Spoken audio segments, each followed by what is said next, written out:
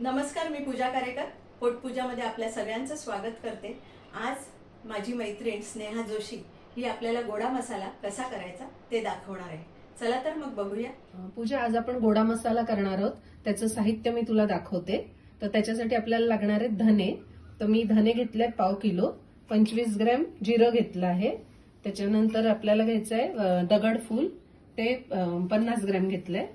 सुक्या लाल मिरच्या घेतल्या आहेत, त्या आपल्या आवडीप्रमाणे घ्यायच्या, जसं आपल्याला तिखट हवा तसं। नंतर तमालपत्र घेतलंय 50 ग्रॅम आणि नाकेश्वर घेतला आहे 10 ग्रॅम। मसाल्याचे वेलदोडे घेतले आहेत 10 ग्रॅम, दालचिनी 10 ग्रॅम। नंतर खोबऱ्याचा किस मी हे भाजून घेतलेला आहे, खोबऱ्याचं किस। आणि तीळ घेतले आहेत, एक साधारण अर्धी वाटी तीळ घ्यायचे। काळी मिरी घेतली आहे 10 ग्रॅम, 5 ग्रॅम लवंगा आणि खसखस घेतली आहे पाव वाटी, आणि शहाजिरा घेतलेला आहे 10 ग्रॅम। तर हे सगळं आता आपण भाजून घेणार आहोत। आता आपण एक एक पदार्थ या तेलामध्ये परतून घेऊया। आता मी पहिल्यांदा घालते मसाल्याचे वेलदोडे। हे मी थोडेसे जरा त्याच्यावर एक बत्ता मारून घेतलाय, नाहीतर ते एकदम अंगावर उडतात। तर भाजताना आधी थोडंसं त्याला फोडून घ्यायचं, एक बत्ता मारून।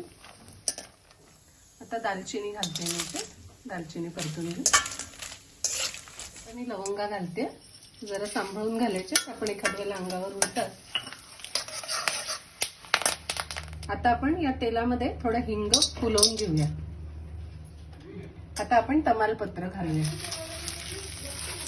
आता याच तेलात मी मिरच्या घालते। आता नाकेश्वर घालते। याच तेलामध्ये दगडफूल घालते मी, ते पण चांगलं परतून घ्यायचं। आता काळी मिरी घालते मी। आता मी शहाजिरं, साधं आपलं जिरं आणि धने हे सगळं कोरडं भाजून घेणार आहे, कारण आधीच आपण सगळं तेल घालून भाजलेलं आहे। तर याला जर तेल खूप जास्ती झालं तर हे आपल्याला मसाला चाळताना त्रास होईल, तो व्यवस्थित चाळला नाही जाणार। तर म्हणून हे सगळं आपण आता कोरडंच भाजून घ्यायचंय। आता आपला हा सगळा मसाला भाजून झालेला आहे।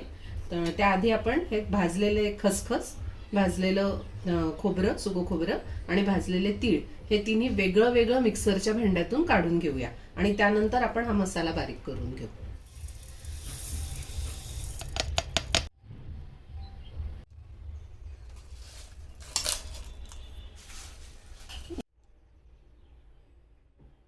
मसाला या चाळणीने चाळून घेऊया, कणकेच्या चाळणीने।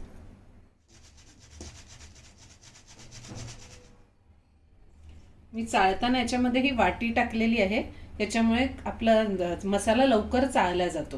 मसाला चाळून झालेला आहे, तर स्टोअर करायच्या आधी आता आपण त्याच्यामध्ये हे सगळं वाटून जे घेतलेलं आहे ते सगळं मिक्स करणार आहोत, आणि मसाला टिकावा म्हणून आपण त्याच्यात मीठही घालणार आहोत। आपण हे सगळं चांगलं ढवळून घेऊया, म्हणजे सगळा मसाला एकजीव होईल। आता मी हा मसाला या बरणीमध्ये भरणार आहे। तर बरणीत भरायच्या आधी बरणी चांगली स्वच्छ कोरडी आहे की नाही ते बघून घ्यायचं, आणि बरणीत तळायला मी थोडं मीठ घालते। तर हा आपला वर्षभराचा गोडा मसाला तयार आहे।